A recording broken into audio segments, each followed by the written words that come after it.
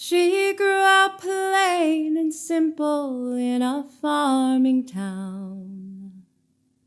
Her daddy played the fiddle and he used to do the calling when they had hoedowns.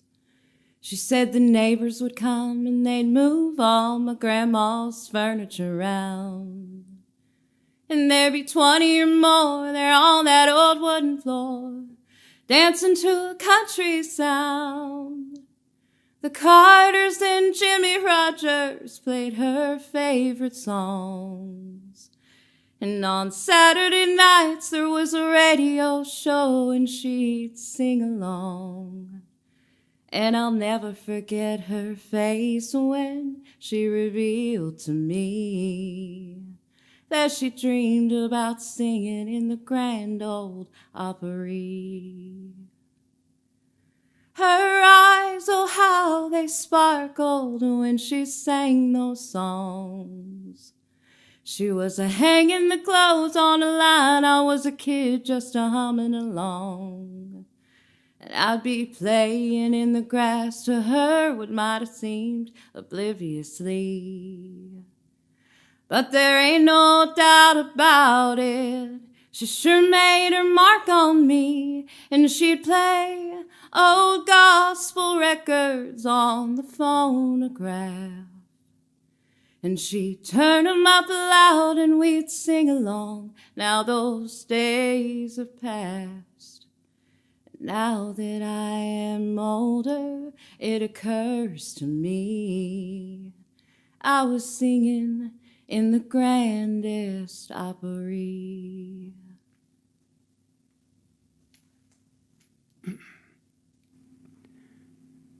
Mama made the world my home. Motherhood duties done, standing one last time before departing into spirit. I see you in the distance, standing alone at the top of the hill, overlooking the farm, woods behind, providing shade and comfort. But all you see is our farm, pond churning with blue and gray catfish, meadows grazed by cows and bull, chickens and roosters clucking and crowing, tall tasseled corn, gleaming green soybeans, daddy and us kids, Brad, Patty, Edie, Robin, Velvet, me, hoeing in the garden, bird dogs in their pens, the old red barn, silver tin roof filled with hay and corn, and the 1010 John Deere tractor, and with broke down lawnmowers, harness, saddles, tools, wasp, yellow jackets, mud daubers, black snakes, kittens, puppies, spiders, cow manure, coal, black coal in the shed, and in the barnyard, pigs, goats, horses, beehives, Kentucky wildflowers, and trees, near and far, trees, maple, elm, oak, cedar, pine, dogwood, redbud, sassafras, giant, white bark, sycamore, and resting in the midst of all this beauty, our farmhouse, the house you made, our home. Over the ever-flowing seasons, spring, summer, fall, winter, our farmhouse grew, one room at a time. For years, an outhouse, then indoor plumbing.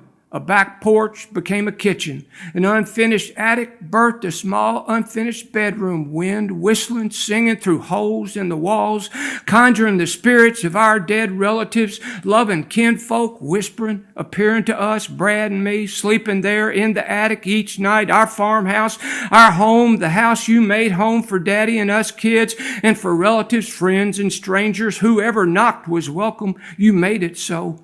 Our coal and wood furnace farmhouse, always welcoming whoever knocked, filled to overflowing with amazing, brilliant, huge stories of birth, the journey, and death, pain and beauty, tears, heartache, laughter, and your angelic alto always singing Amazing Grace, morning, noon, night, season into season, and you, our dear mama, the oldest of 13, mother of 6, and grandmother, great-grandmother, nurturer to family, friends, and strangers, embracing us all. No one ever left our home without a gift, flowers, food, some keepsake or another. You hold now, pausing before letting go, finally moving on, your work done, mission accomplished. You wait one final moment. You hold, nestle all of it, all of us, close to your heart, filled to overflowing with gratitude, with with thanks, with joyful tears. You hold us deep in your heart, in your soul, as you in the distance stand now, departing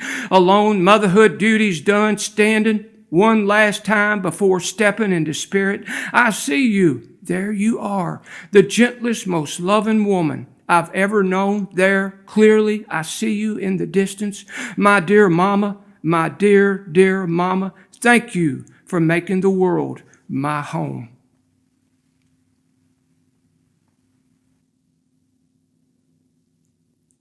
And we sang, "Sweet Rose of Sharon, abide with me, till I ride the gospel ship to heaven's jubilee.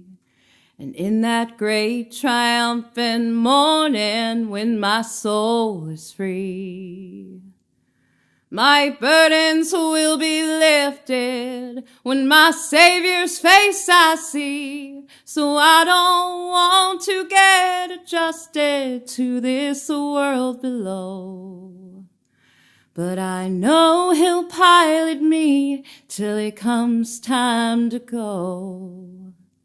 And there's nothing on this earth half as dear to me as the sound of my mama's opera, as the sound of my mama's opera.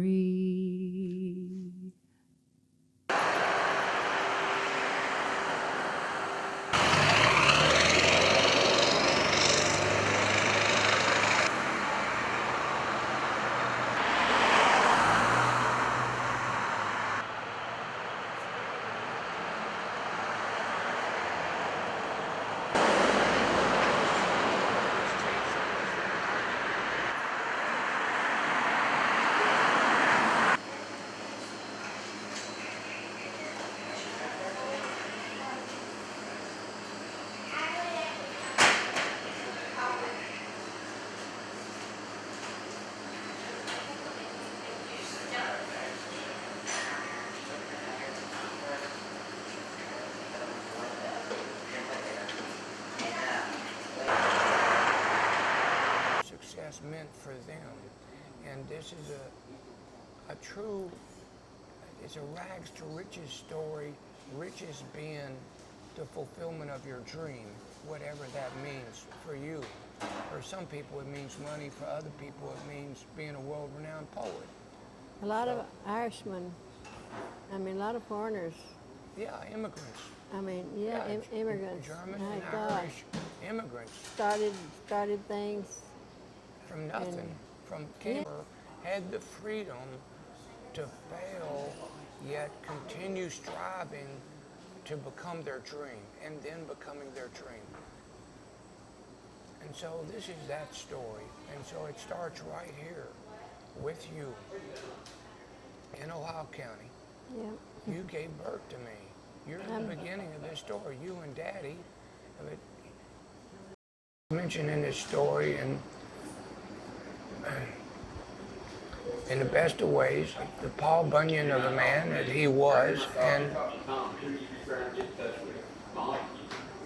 but you're here to tell I'm glad your part of the story.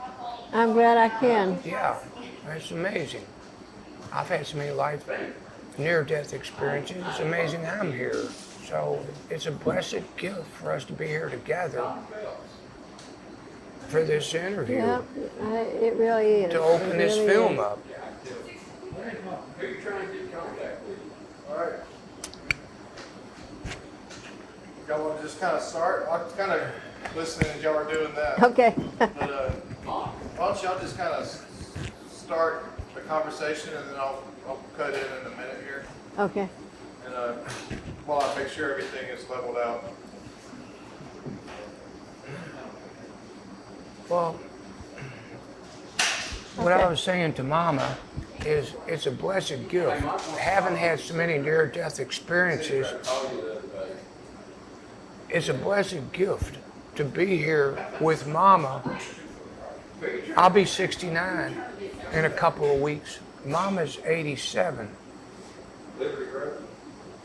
And with everything that we've been through in our lives, what a gift it is to be here at the Beaver Dam Cafe in Yes. Ohio County, Kentucky, the source of everything.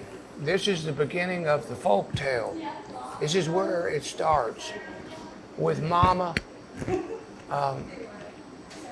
Well, I was telling Ron that when I was about 5 years old, I would come in here and sit on that old stool over there with my dad, and he would buy me a milkshake, and that was, well, you know, five from 87, that was a long time ago.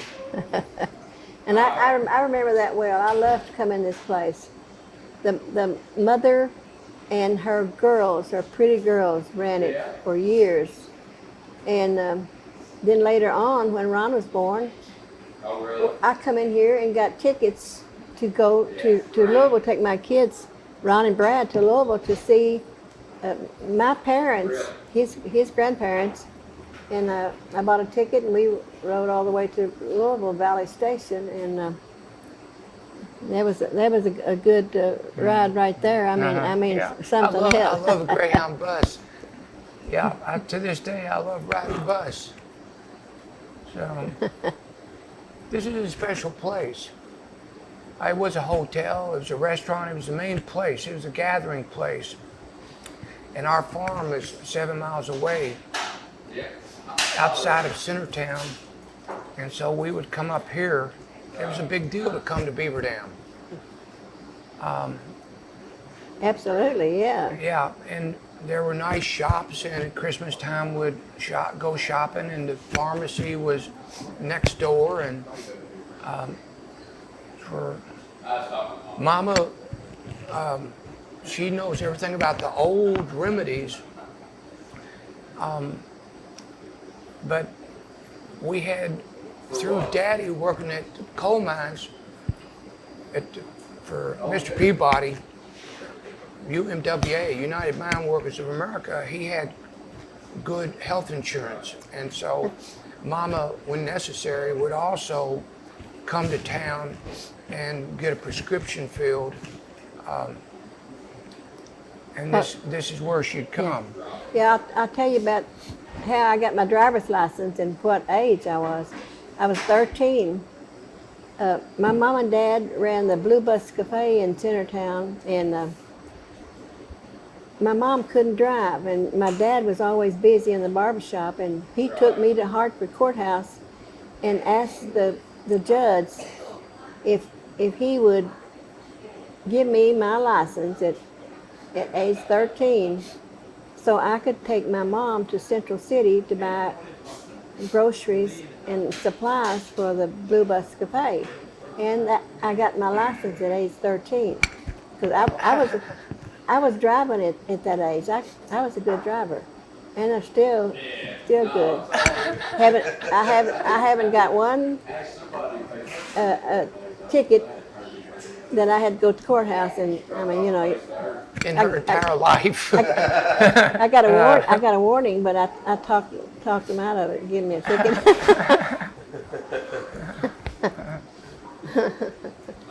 So Mama grew up in a big family. She's the oldest of 13. So she was a second mother to her siblings. And then she had me. I'm the oldest of her 6. So Yeah, I learned to drive on a Model T or Model A, so stick shift. stick shift, It wasn't the yeah. automatic, it was a stick shift. I still love a stick shift. Yeah. I mean, I'm still a good driver. I mean, I'm bragging on it because, I mean, I might get a ticket when I leave here, but but I'll get out of it with my friends over there. You see? Okay. There's a couple of police officers at the table next to us here. Yeah, Daddy, my dad, Mama's husband, Edwin Whitehead, was not only a coal miner for 43 years, but he was also a deputy sheriff. Yeah. So whenever the sheriff had somebody who was too big for him, he was afraid of, he called Daddy. So in the middle of the night, he'd say, "Come on, boys." And so we would leave with Daddy and go to watch Daddy knock somebody out. Can you switch to the other? Yeah.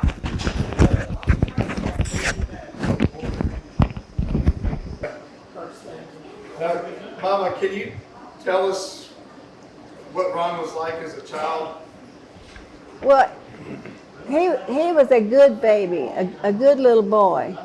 And I always dressed him and his brother Brad alike because it was easy. But everybody was always commenting on how cute they were. And Ron, he was a spoiled child because what happened, my mom and my sisters, they spoiled him when he accidentally put his little old foot in a tub of scalding water. I never heard this story before. I was fixing bath water in the old tub, like we used to have, and I went to the sink to get some cold water, and he put his foot in that scalding water. And I rushed him up to my mom and dad's, and of course I had to go get it all wrapped up and taken care of. And they carried him and spoiled him for however long it taken him to heal. And that's one way he got spoiled, but he and Brad were spoiled kids. But anyway. I hadn't heard this stuff before. Now, what about before I was 1? Oh, well, he had a cute little duck that would follow him around, a little baby duck, followed him around like that. Ron was his dad, and they had a baby lamb too, a little black lamb that they played with, and Waddles was the duck's name. Waddle was the duck's name. And could I talk before I was 1? Yeah, Ron talked and walked early. And He could put sentences together when he was before age 1. And I potty trained myself before I was 1 too. Yeah, he potty trained himself, and I helped. He was on. Well, he was breastfed for 3 months, but then I put him on a bottle. But then I weaned him one day. We was driving down the road, and I acted like I threw the bottle out the window, and he said, "Okay, it's gone." He never again wanted the bottle, and so Yes. he was a strong-willed little boy, just like he is now. And but Ron would he loved everybody. Maybe because my sister and I would go to rest homes and sing, and then we'd go to funeral homes and sing. We were asked to sing at a lot of funerals, and I would take my little boys with me, and my girls later on. And so they wasn't afraid at all to go to a rest home and see the elderly, which it would scare some little kids, but we did that. And I would take them to during Christmas and take people Christmas, and they went with me. They were always giving. I taught them to do that. I mean, they were just, loved everybody, and well, like my dad, Ron would give his coat over his back. I saw my dad do that one time in Hartford. It was cold, and this child walking down the street freezing, my dad took his coat off and put it on that little boy. And Ron's the same way, always giving and taking care of everybody. And, Can you describe Kentucky in that time? Oh, what it was my. like here? Oh my goodness, it was slow moving, everything. I mean, it was Hartford and Beaver Dam, and even though Centertown was a busy little town, we we had about three restaurants, a big skating rink, and they had a skating rink here too. I would love to come up here and skate, and wish my dad would with me. And I don't know, it was just a great place to live. Did you have a movie theater? A what? A movie theater Oh yes, we went to the theater, my land. in Centertown It was it wasn't a when you were growing up? no it wasn't a Drive-in? theater, it was a drive-in. where you would go perform. Oh, Like- a theater inside a stage. yeah. And there was a And you had a pharmacy and doctors then too, didn't yes. you? Yeah. There was a funeral home in Centertown. Oh golly. See, the population in Centertown was 2,000 at one time, and then it got down in the 300s when I Yeah. was growing up. Yeah. The people moved Anyway. away for jobs. Yeah. Yeah.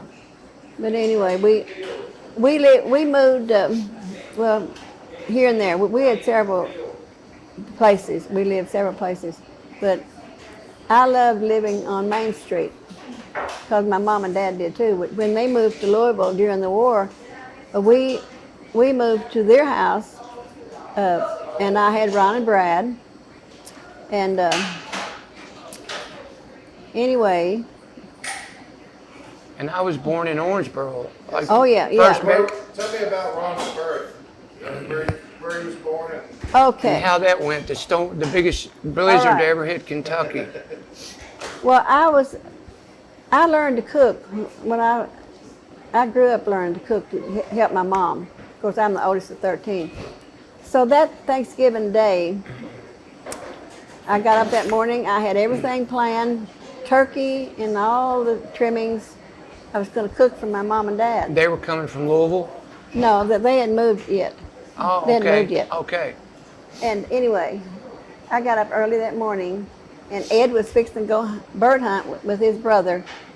And I said, Ed, I've got to go to the hospital.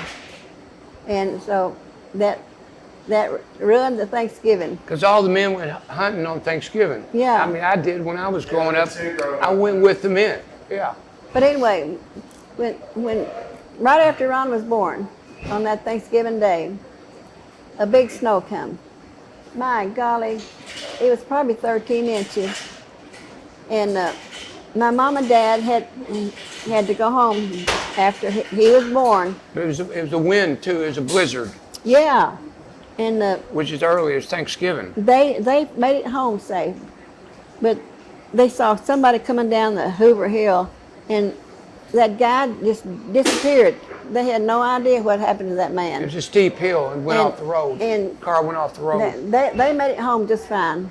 There was lightning and My- thunder in that storm. My dad was a good driver.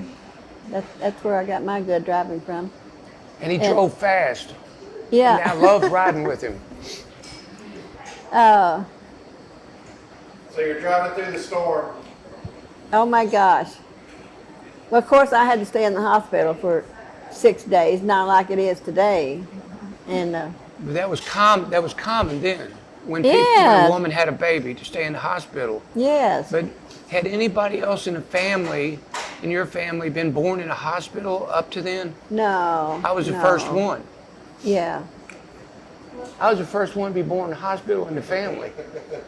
No, my mom, bless her heart, It's crazy. she had all of us except Jody. He was the last little boy. Of course, 13th.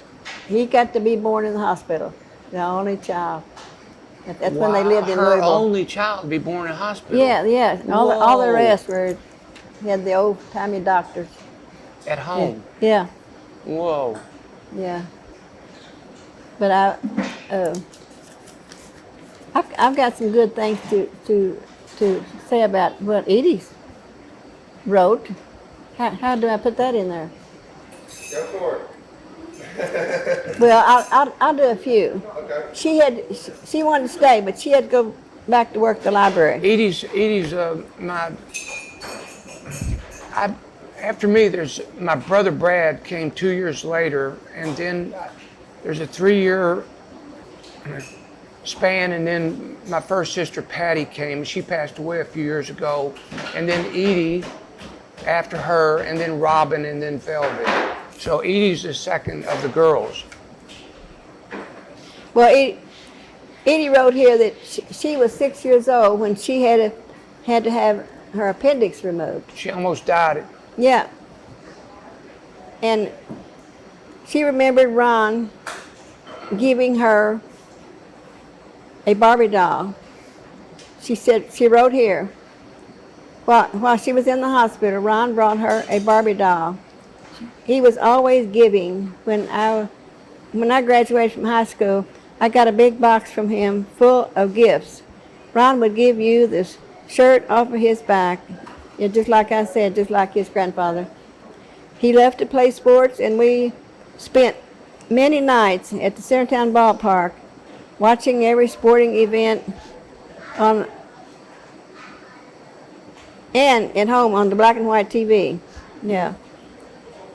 That is where Ron gets his gift of writing and poetry from.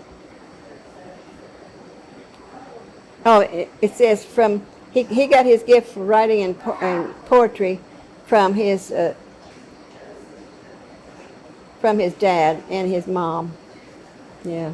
Daddy loved poetry. Yeah. Even though Daddy dropped out of school in the 10th grade, I did an interview with him one time, and he told me about getting into fights at school and getting sent home for several days. He said, we cleared out the classroom sometimes. And I said, why'd you do that? He said, I'd rather be working than going to school. And so he finally just quit school in the 10th grade and went to work at the coal mines, and he was a mechanical genius. And Yes. He worked hard. and was a big equipment operator and oversaw the building of, at the time, the world's largest shovel at Ken Mine, and then was the main operator of it for years. And but Daddy loved poetry too.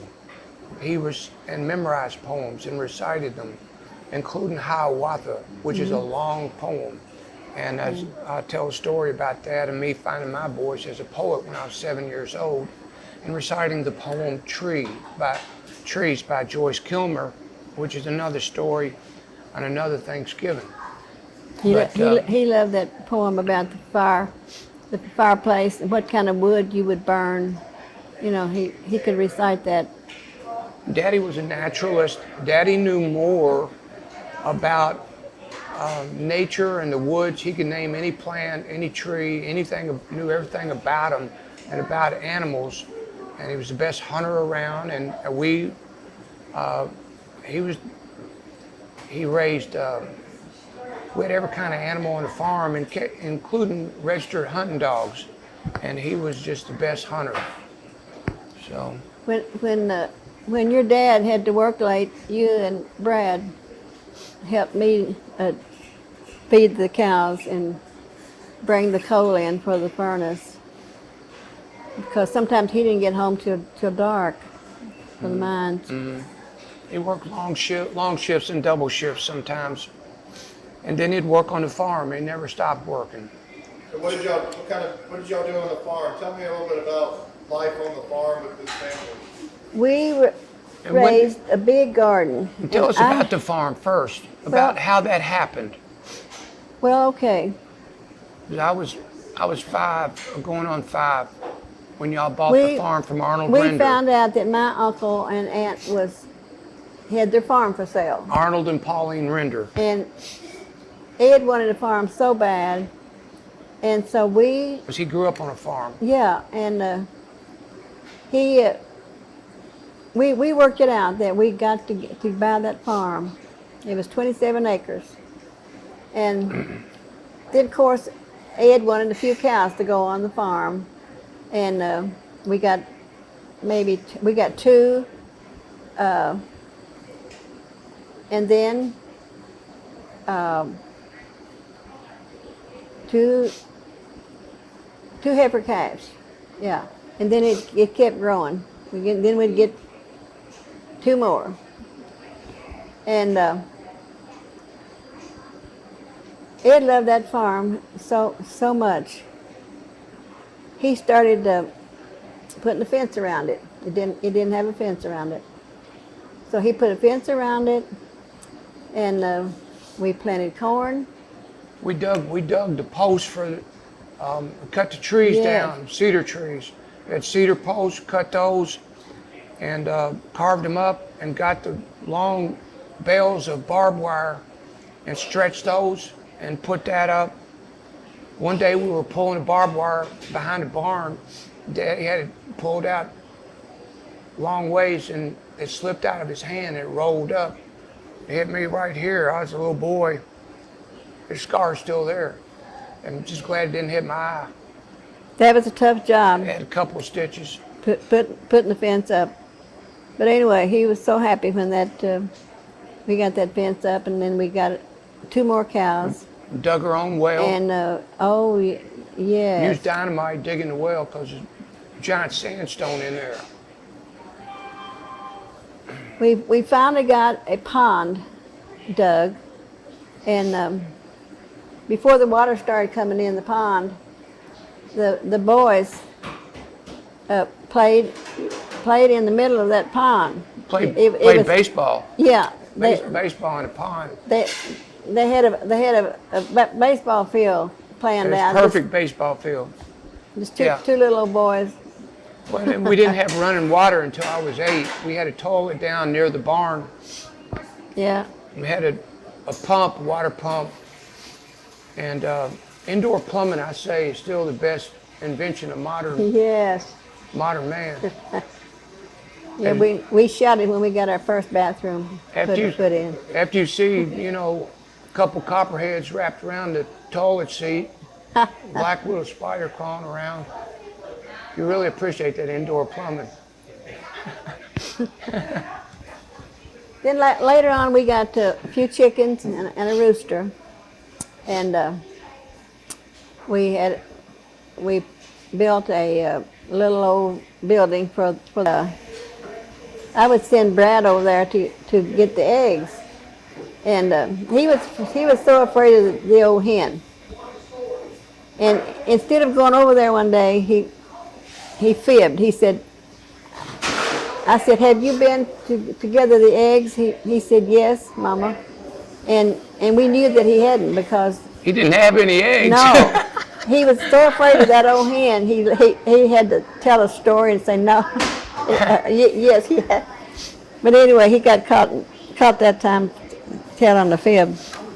And but anyway, But you get flogged by a rooster, and oh my God. You know you've been flogged, let me tell you. We raised big gardens and tobacco, and it come a hard rain one night, and we couldn't get all of our plants put out by the machine. And so I took the boys over there, and maybe Patty and Edie, and we put that tobacco patch out with the what do you call it? We had wood pegs. Yeah, pegs. To drill the holes in the ground, and you put the tobacco slip in there. 5/10 of an acre of tobacco. Then I went to the house and cooked breakfast for everybody. Mama, anyway. You won't find a harder worker than Mama. I'm blessed to come from a long line of farmers, coal miners, and strong women. And Mama's one of them. Can you tell me about Ed, a little bit about Ed? Well, he was a hard-working guy, because he would work at the mines. He started working at the mines when he was about 17. 17. And for 40 years. And he worked different shifts. But one time he come home, and he had been oiling on the drag line, and he blew the truck horn and said, "Is anybody around besides family?" He said, "I don't have any clothes on." He took his clothes off at work because he had oil and grease all over his clothes, and he had to strip him off and come home naked that time. I never heard that story. Yeah. That's funny. But anyway, yes, oh my Lord, it's so much to tell about him. What kind of a man was he? He was a big, stout, a handsome guy, and tough, a sharpshooter. You could throw up a tin can or just a little object, and he could shoot it right out of the sky. With a pistol, he drew his pistol. It was in his holster, and he'd have Brad and me throw pop bottles and cans up as high as we could, and he waited until we threw them, and then he'd draw his gun and shoot them, like he'd fan it and shoot them right out of the sky. It was that good. It was amazing. But he loved to take part in the with the law. Sheriff called him one time and asked him if he would wear a badge and keep things, calm at the horse shows. And he said, yes, I would love to do that. So he put a badge on, and he did a great job. He loved it. He loved it. But anyway, when we lived in town, the boys were young, and I was young, and Ed was the deputy. He would go over to the garage at night, and patrol the streets. And The old men hung out at Gene Lee's garage at night, winter and summer, to share stories, play checkers. That's where I learned to play checkers really well, with the old guys. yeah. But anyway, I got tired staying at home. I was young, and the boys were little bitty boys. And I just got them by the hand and marched right over to the garage. He was standing tall in there, looking handsome. I opened that garage door, and I went over and tore his badge off of his shirt. I said, I'm tired of staying at home by myself. Oh, shit. And and we've still got that badge and his pistol. Oh, What my. was his response when you grabbed his badge? Well, Do you remember? And I don't remember that much because I knew I was probably going to get whatever when he got home, but I didn't care. He kept on being deputy, because he loved it too I much. bet that was not a fun night. Some of the guys backed up and bugged their eyes out. I Yeah, bet. They, Daddy never backed down from anybody. no. Can you describe the relationship between Ed and Ron? What kind of relationship that was? Was it close? Was it distant? Well, when they were young, when he was young, he went a lot of places with his dad, and loved to hang out with him, especially at the garage, Centertown Garage at night. Yeah, and but later on, Ron was hard-headed, and of course his dad was too, and they, for a while there, they butted heads. They didn't get along too good. All through my teen years. And then I think that's why Ron wanted to move on. And of course he went to Georgetown College and got away from home. And anyway, I don't know. That it just happens in big families. It was a troubled relationship, and I'm just glad that over the years it healed up, especially Yeah. by the end of Daddy's life. And Yeah, I was blessed to be there when Daddy died with Mama and siblings and other relatives, and sang the old mountain songs to him and took turns Yeah. saying goodbye to him. And then he closed his eyes and died. Yeah. We all sung to him as he was dying. My family is we're all singers, and we just, as he died, the room was just full of good music, and he died with a smile on his face, which was wonderful. Yeah. Yeah. Like this. Do you know any of the history of music in your family at all? Well, my great grandfather, he played the horn. I forgot what kind of horn it was. The trumpet, cornet, It was like he would. trombone. Yeah, trombone. Anyway, when he was young, he joined up with a group of Centertown guys. They had a band, and one snowy afternoon, they had a request to go to about 6 miles away from where they lived, from Centertown, and they walked 6 miles to play for those people that they said that they would be there on time. Where was that? Kronos? Kronos, Uh-huh. yeah, Kronos. And they all walked back home in this freezing snow. 12 miles And- round trip. And then when my pappy got married, I remember one time I was in the truck with him. He was going home, and I rode home with him. And he was old then, but he let go When he of got married. Yeah, he was married. Oh, he was Yeah, married. and they lived out of yeah, town. yeah. But I went home with him Pappy that Render? day, Pappy Render. Yeah. Yeah. And he would let go of the wheel of the truck and go like this, make a noise. Play on his trombone. Yeah, and then he'd get close to the ditch and he'd turn it back on the road and he'd keep playing that horn. And he loved music.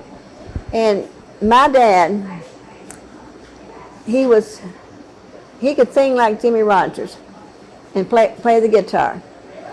And his pappy, the one I'm talking about, sent him to Indiana to a recording studio, and he recorded an album.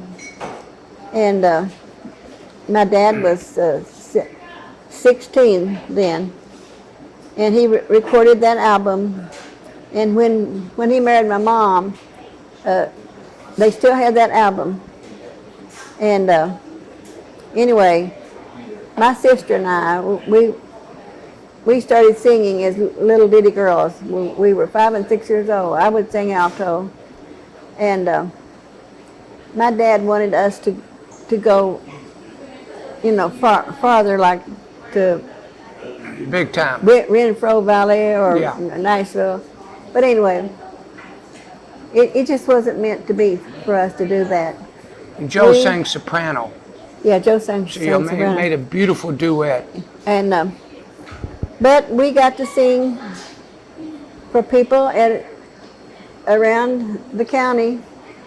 We were called on a lot to sing at the courthouse during the World War II services, honoring veterans, and we were called to sing at, like I said, rest homes and funerals. We sung over 200 funerals, I guess it was. And that's why I said Ron and Brad and the girls, they grew up in places wherever we sung. And so it wasn't meant for us to go big. No. But they were good enough to and could have. But Just like my sister Robin, when she recorded with David Amram on the Kentucky Blues album, and David said, "Wow," that's exactly what he said when that was done. He played piano and she sang. He said, "She's the real deal. She's as good as it gets." yeah, And Robin could have gone to Nashville and chose not to because that wasn't the life she wanted. She wanted a family life, and that's the life she lived. The same for Mama and Joe Carolyn, her sister. yeah. I'm blessed with a big family, and of course I come from a big family. I was the oldest, and I took care of my mother when she was pregnant with babies, and I learned to sew like my mom did. So you would hold a baby while your mom was holding a baby. Yeah, yeah. So all her journals and her notes, photos, and so she and I wrote, she told the stories of her life. I edited the book, I shared my stories of my early years and my memory of her, and then I did some interviews with her, which are at the back of the book. But when Mama, she's 87 now, when she turned 83, well, when I was looking through, I found a top of a milk carton. It said, Ed, when the kids are all grown, I'm going to become a writer. And so at the age of 83, Mama became a published author. That book was released. Yeah. So it was a big deal for me.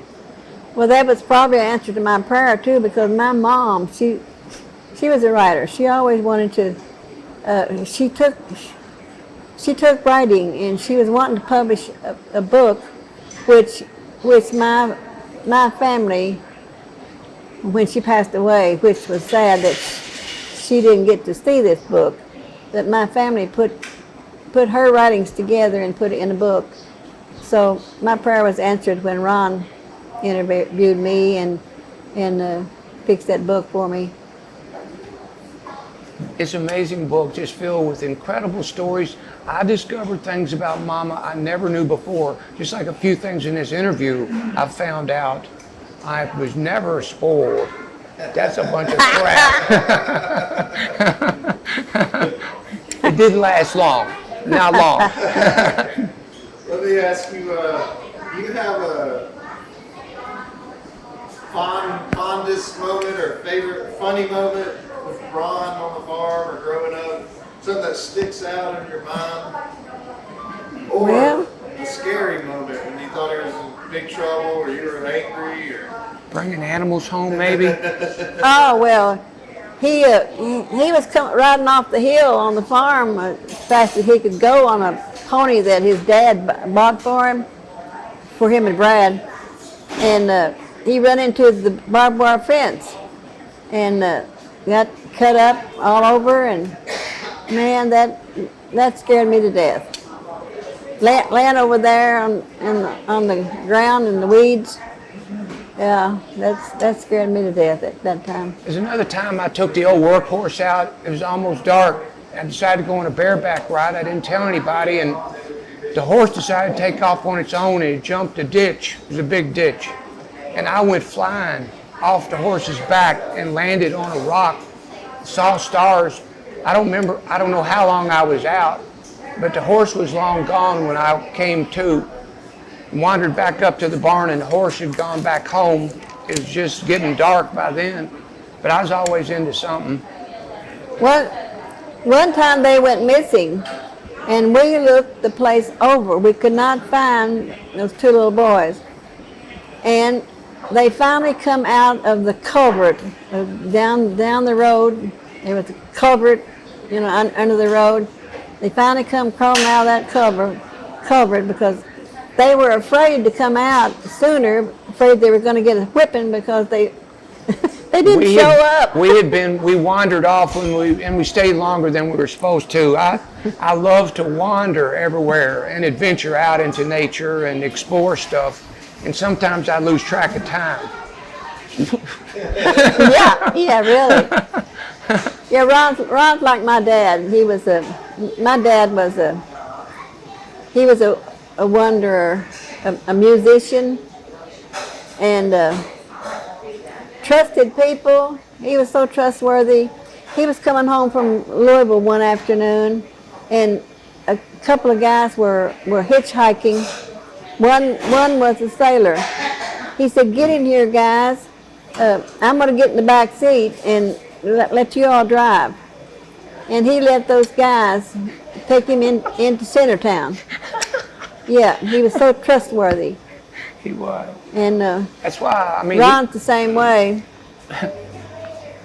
Granddaddy died when I was almost 9, and I loved all my grandparents, but he was my favorite, and I would go with him wherever he went, whenever I was allowed.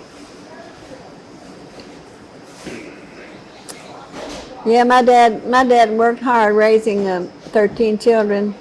He barbered everywhere. Everywhere he went, he carried his scissors and everything he needed. And people would say, "Hey, Dick, I need a haircut." And he would sit them down someplace and cut their hair. And they would give him like a bag of potatoes or a bag of onions or something like that because they didn't have the money. But that was okay, you know, with Dad.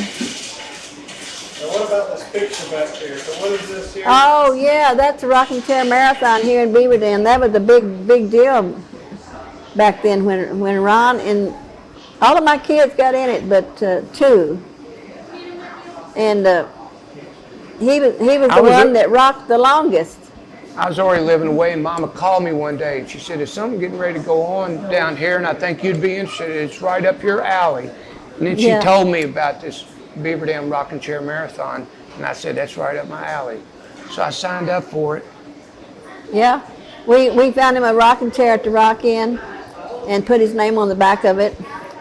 Then I had to find each kid that was in it a rocking chair, and it was a tough thing. It was. A lot. Was that right here? Just Yeah. up the street, yeah. Yeah. It was a week-long celebration for Beaver Dam's 150th anniversary, I believe. It was something like that. Yeah. And so this was the last day, and the mayor had come up with this idea. And nobody realized what a big, tumultuous event it would be. So many people were hauled away to a hospital. Yeah. Pretty much everybody, including myself, thought it might last 24 hours. But nobody realized that the $500 first prize and the $250 second prize would keep people in it a lot longer, because poverty was always high in this county. 1973 was no exception. And so I came back in, and I wanted to expand my mind. That's what I was always interested in, stretching my consciousness. And Yeah, he nearly did it. I almost stretched too far, mind. which I've done Yeah. more than once, of course. But it was the beginning of my ultra marathons. I rocked from Saturday morning at 10 a.m. until Wednesday morning at 3 a.m., 89 hours and 55 minutes. And Well, after that, he rocked for days. for days I'd wake up in the night, Weird us to death. wake up and But he was still asleep, but I was rocking in my bed. But he was always determined, just like he is now, to do whatever he started out to do. He was determined to do it, To finish it. no matter what. Finish it, yeah. Yeah. Well, I mean, Mama, thank you. Thank you. Well, Thank you. it was a joy. What? It was a joy. Thank you. Yeah. This is not my first interview, but I can tell you're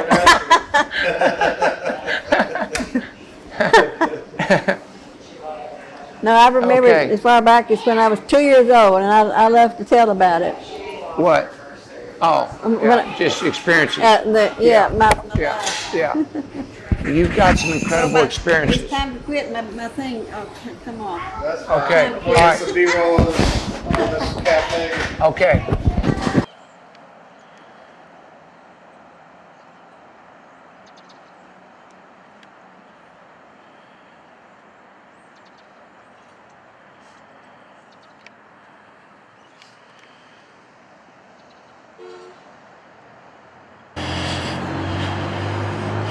All right.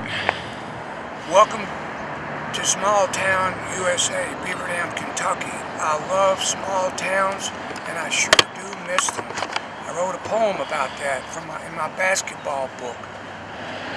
We're at the Mid-City Plaza in Beaver Dam, Kentucky. I grew up here. This is where the Beaver Dam Rocking Chair Marathon happened in July of 1973. That historic event I wrote 2 books about. This was a brand new, thriving, full of businesses, little shopping mall here in Beaver Dam. Goshen Road opens up. You got the main thoroughfare, the main drag between Hartford, the capital of Ohio County, the 5th largest county in Kentucky, and traditionally one of the poorest, but most of the counties in Kentucky are the poorest, right across the Green River from Muhlenberg County. And so Goshen Road, people from Centertown would come in to Beaver Dam. And so it was a natural place for people to just pull across the road and go shopping here. So 133 of us on that morning, July morning, 1973, lined up under this awning back here in rocking chairs, every kind of rocking chair imaginable. And there were judges in front of us watching, disqualifying us if we paused even momentarily in our rocking. There was a restroom down at the end here, which you had to run to every 3 hours. You had a 5-minute restroom break. Like they blew a whistle. We ran in this line. Sometimes if you didn't get there fast, you might not get in, and you had to run back to your chair and start rocking again and wait 2-3 more hours for your break. Some people ended up going in their pants or their skirts, and some dropped out because their stomachs got in bad shape. I thought I was going to drop out the next morning after that first night. Most people, only a few people dropped out in the first 24 hours, and most folks thought it would only last 24 hours, the whole event. But people didn't realize the money for first and second place, $500, $250, was so important to so many of the people who were in the marathon. And I hadn't thought of that. But there was a new pizza parlor that had opened over here, and so I, like many others, had pizza for dinner the first night. You ate and rocked. Well, that did not sit well. I had staying up all night, no sleep. And so I won't even describe what happened in the bathroom when I went, but it was an explosion at both ends. And it was terrible. I made it back just in the nick of time. And I determined then, though, that I had to do something different. And I've been studying up on health and diets and food and natural ways of living and being, which I grew up that way. So that was an easy step for me. So I determined, with the advice of one of my aunts, Aunt Linda from Louisville, would come down from Louisville. This parking lot had carnival rides. The crowds grew from Saturday to Sunday to Monday. The Courier Journal came, TV stations, radio, newspapers from all over. Word spread about this crazy event. Beaver Dam Rocking Chair Marathon. People are nuts. It's like the old dancing marathons. How long can you last? And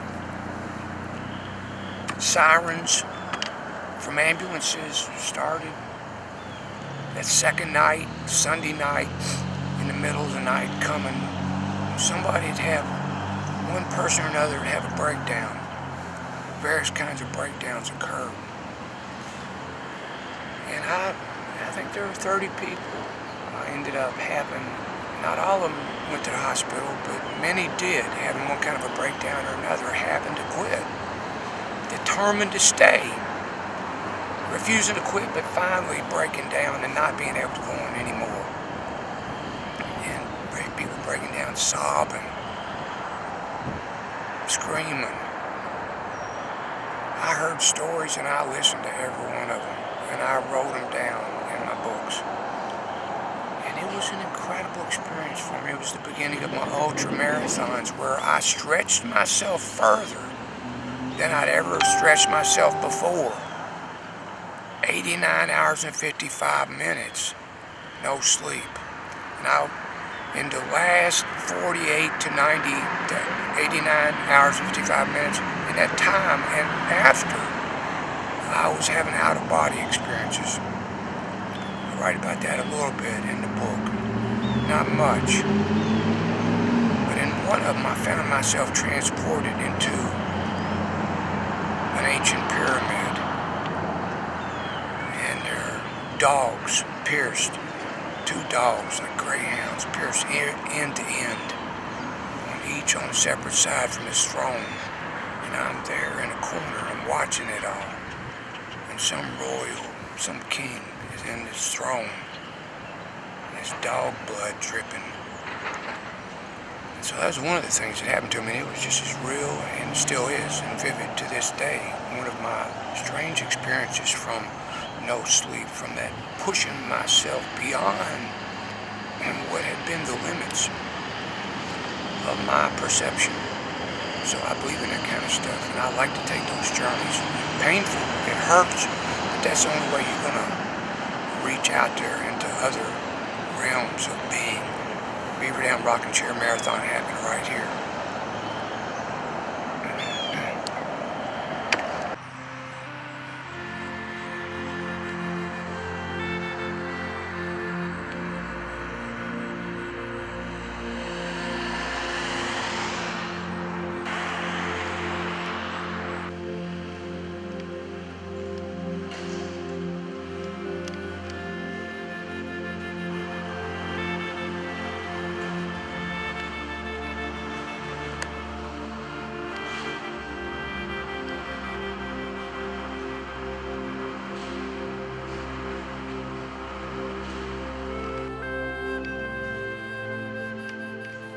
So I was just, the first year that consolidated was my sophomore year.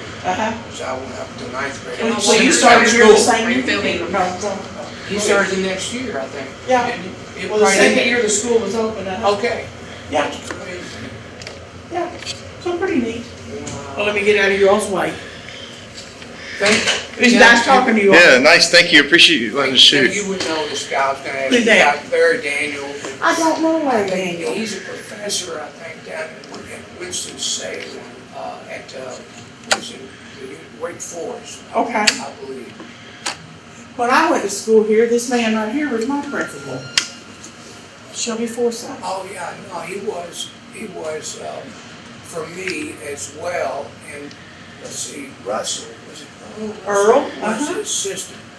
Because Earl Russell one day, and it was this sort of thing that made it even more shocking when I got that call and asked me to do this. One day, Earl Russell,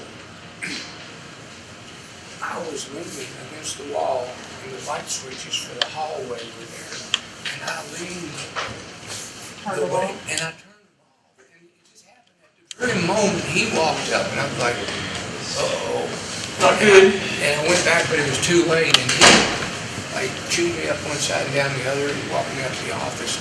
I don't remember anything beyond that happening though. I never had anything. The only thing I remember out of the ordinary here was I came out of my home ec class one day, and the assistant we had at that time, David Leach, was standing there with a boy I knew, holding him down in the hall with his foot on him, waiting for the police to get here. Whoa! Little drug issue, I I think. didn't know that any stuff like that ever went on here. Well, I didn't either, but I just happened to come out of that class. Right. I don't know if I was going to the bathroom, my locker, or where, but I'm thinking, I need to be out of here. That was fun. It was considered I knew who he was, you know. Yeah. So, and then I married into that family, not his Oh. family, but his cousin, so it was just okay. So funny. you heard more about the story. Well, I learned about this stuff, yes. I do like it, but I go into I don't, in 2004,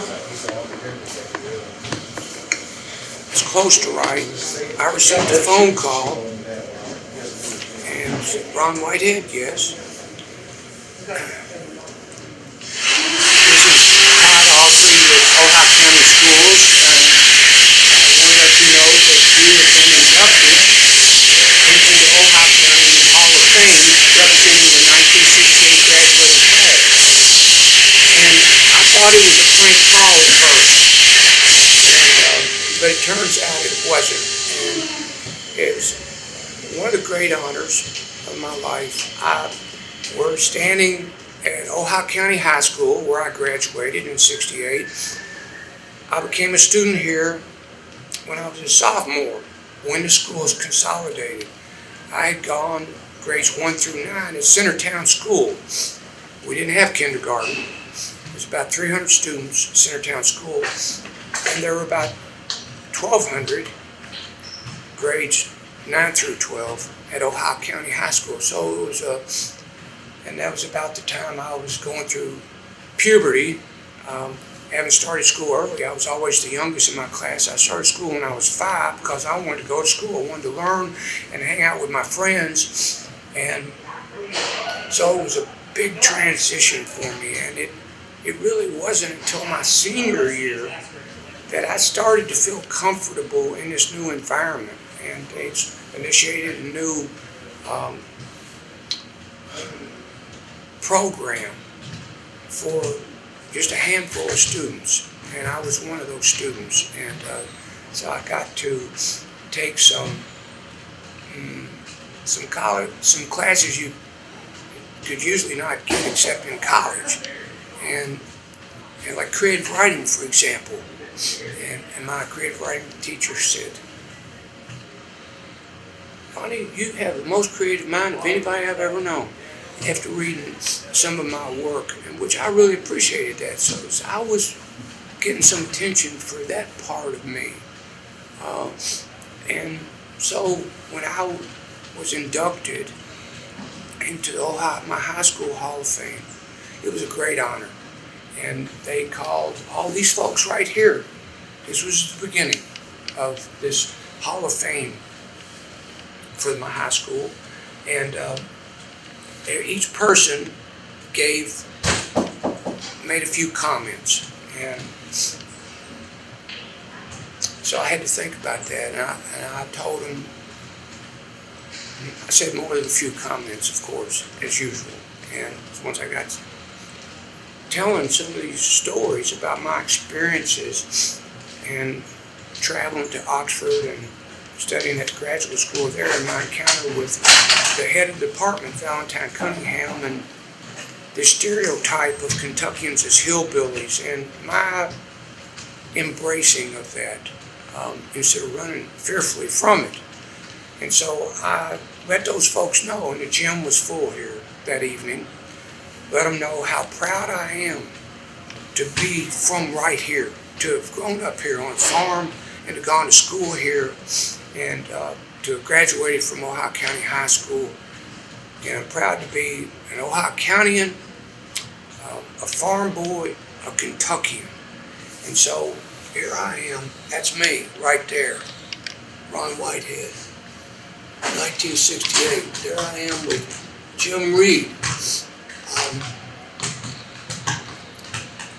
who graduated in 66, and he went on, he was a basketball star, and he went on to play at and coach Georgetown College, and became a Hall of Fame coach, winning championships there.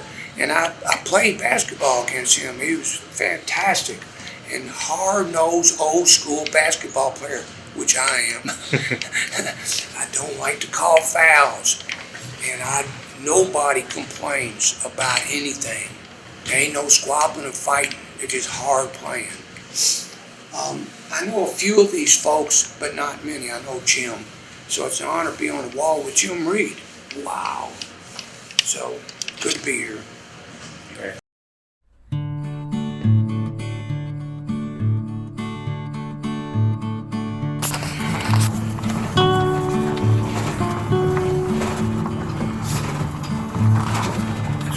This kind of roads I grew up on here. I mean, this is one of the nicer ones. A lot of dirt roads, just stone, and then some gravel. And when we moved to our farm, the main road was gravel, and the side road to our farm was dirt. And they paved the main road. Now let's see, hang left and then right.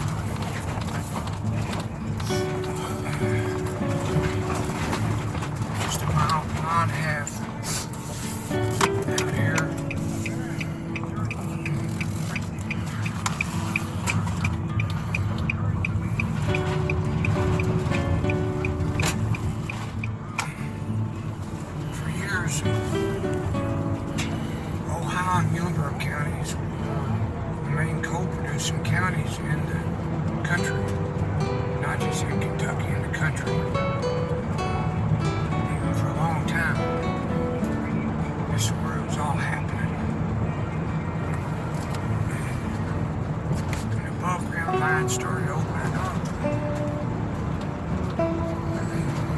grew. People migrated from eastern Kentucky to western. There are underground mines here too, but mostly above ground mines. So that's why he was operating the shovels. Yeah, a lot of people, his drag lines, the big drag line, which at the time was the largest strip mining machine in the world, was his job was to take this, direct this giant bucket. It was a monstrosity, and several men, haulers, bulldozer operators, clearing the road, and walked on giant duck feet slowly, and but it sat at the edge of the cliff. He cleared out the ground and would go straight down to the vein of coal. That was his job. And then once he cleared that out, the vein, the ground over the coal, then another smaller machine would come in, and it would start, they would start lifting the coal out, loading it into trucks. But the bucket on that machine he operated, you could fit 2 railroad cars in. And there's the old farm place right here coming up, that White House up there, where I grew up. From the age of 5, we moved here when I was 5, from center town.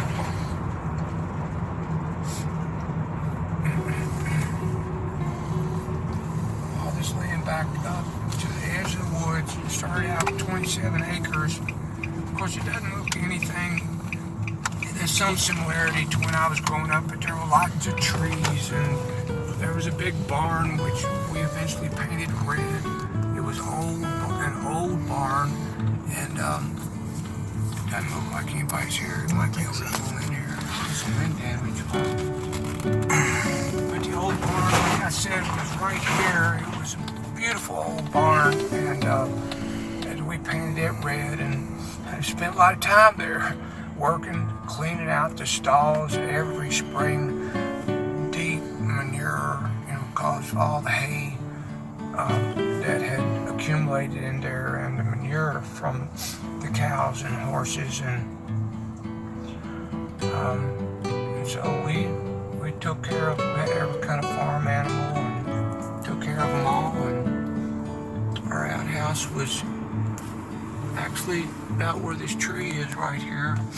Like I said, we had an outhouse until I was 8. So, and the forest up here isn't anything like it was, because the old growth trees were mined, were cut down, were sold out. Brother Holiday bought that land, lots of acres up in there. He was our preacher at Centertown Baptist Church, and at some point he sold the big trees, and they were stripped out and cut down, and just destroyed the natural magic of that forest as far as I was concerned, because there were some giant trees in there, and I spent an awful lot of time wandering those woods and the woods all around here, farming this land. We had cows on it, and then there came a point where we only had the cow pasture up here, and we grew crops down here. Daddy bought additional acreage on down the road, just across the road here, and then he bought bottom land, so we ended up with about 70 acres, 75 acres total, which is what we farmed. And so Daddy would, after his coal mining day, he would come and he'd start out farming and end up farming.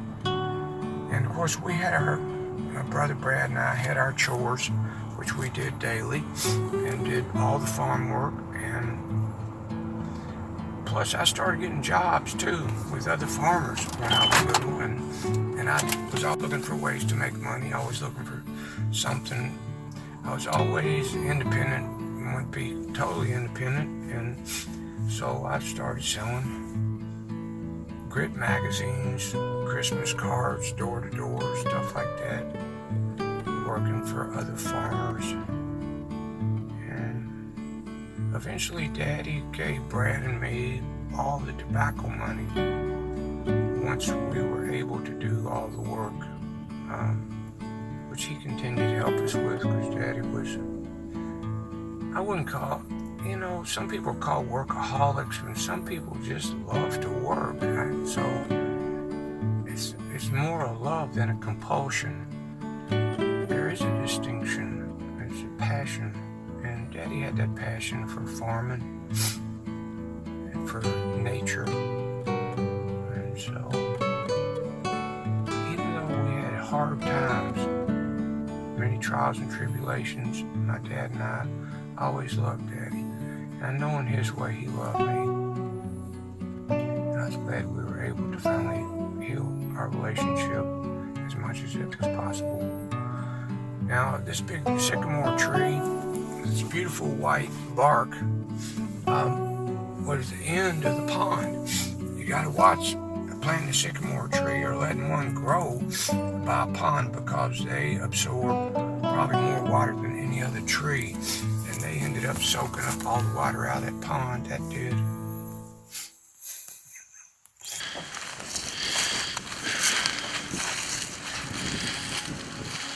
It's beautiful out here. Yeah, it is. You see, this was a dirt road when we moved out here, and for years, it seems like I was in my early finish. There was insulation on it, not in the ceiling, but on the floor. And so the wind would come through the walls, and some mornings we'd wake up in the wintertime, it'd be a little bit of light snow on our beds. Slipping into holes in the walls. And we had an AM radio, and we listened to 790 WLS out of Chicago. And depending on the weather, we listened to, it was the only station we could get in. It would come and go. So they played the British invasion. So I listened to the earliest rock and roll. Bob Dylan, the Beatles, Rolling Stones, and all the other bands in the early 60s. Until I left home in 68. And so I would turn it up so that when the sound went down, I wanted to be able to hear it when it came back up. And Daddy would often be home from the coal mines and wake up in the middle of the night. He would often wake up and just yell out real loud, "Where's Ronnie?" Dreaming, worried about me. But he'd often wake up and hear our music and yell out, "Turn that damn thing down or I'm coming up there." And we turned it down. We'd wake up some mornings and smell, hear Mom and Daddy talking in the kitchen. Some mornings Mama singing. She sang Amazing Grace, whatever. Smell of bacon. She cooked a big breakfast, a big lunch, and a big dinner. Lunch was dinner here. And dinner was supper. That's the way I grew up. I thought, once I realized later on, people called it differently, I thought it was silly. The way they named things. I had to get used to it. So, I grew up between times. I grew up in the land between times. I grew up in the pioneer lands of Kentucky, and I grew up in the science fiction lands of the modern times. And I always watched and listened to all of it. interested and astonished and filled with wonder and excitement about all of it. It's amazing, all of this life between times. I love it. It's a gift.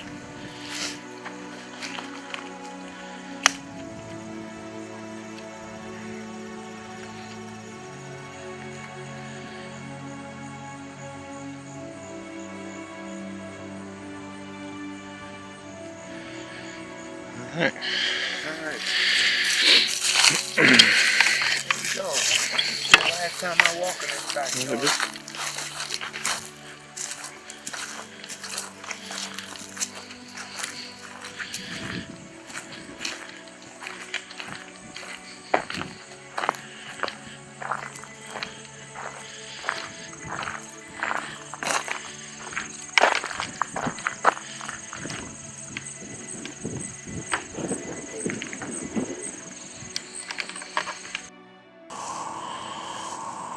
Daddy, Edwin Whitehead, was born July 31st, 1928. He died June 25th, 2009, 10 years ago.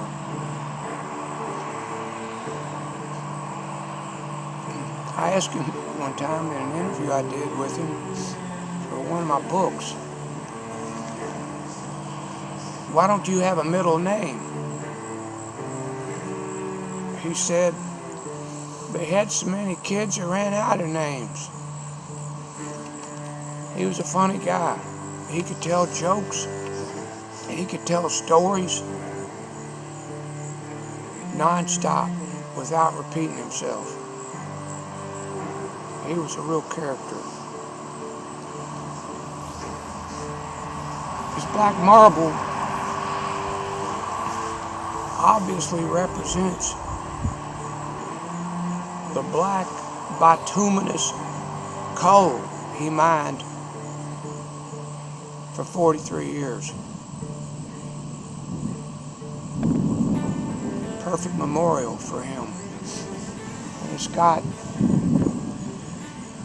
photo of him on the top of it there, a photo of Mama, her birth date, May 23rd, 1932. Just interviewed her at the Beaver Dam Cafe. She's 87 now. This is also a plot for all of us kids if we want to use it. So we got a burial place. I've always told Jen that I want to be cremated, and I don't care what happens with my ashes. I don't want a gravestone, don't want a grave. You can toss my ashes off the 2nd Street Bridge, let them fall into the Ohio River, over the falls of the Ohio, let them float down to the Mississippi, down to New Orleans, into the Gulf of Mexico.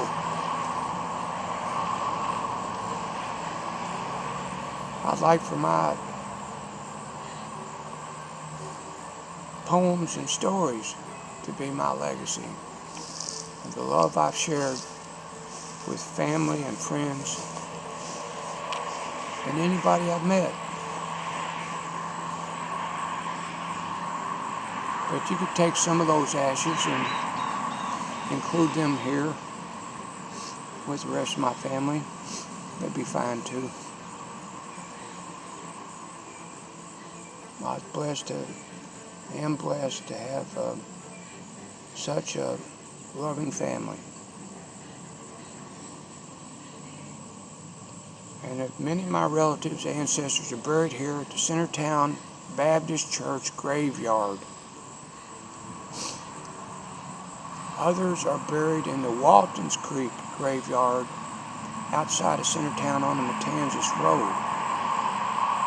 Granddaddy Render, Mamaw, their parents, Charlie and Bessie Iglehart, my great-grandparents, Mamaw's parents, and others.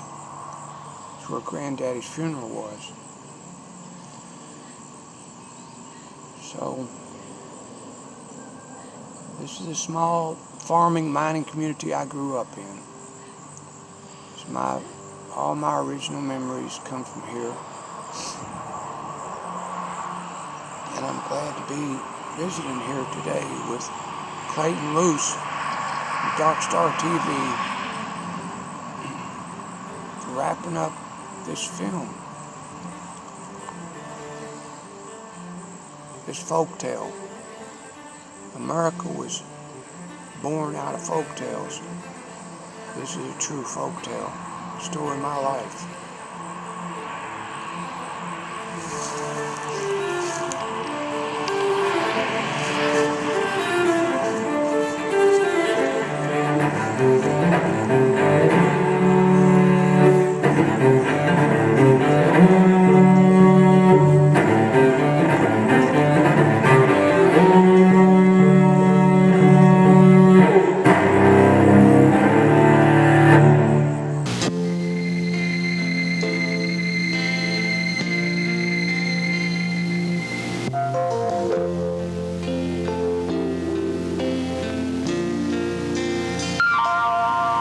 If tomorrow all the things were gone I'd worked for all my life, and I had to start again with just my husband and our life, I thank my lucky stars to be living here today, 'cause the flag still stands for freedom and they can't take that away.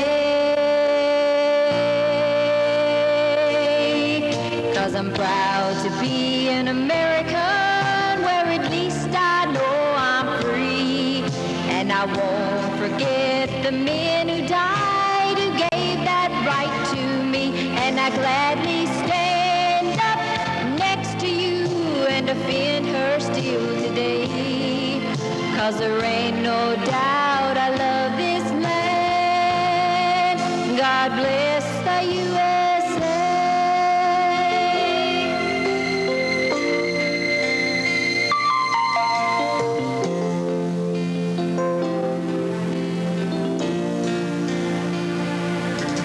From the lakes of Minnesota to the hills of Tennessee, across the plains of Texas, from sea to shining sea, from Detroit down to Houston and New York to LA, where there's pride in every American heart, and it's time we stand and say that I'm proud to be an American, where at least I know I'm free. And I won't forget the men who died, who gave that right to me. And I gladly stand up next to you and defend her still today. 'Cause there ain't no doubt I love this land. God bless the USA.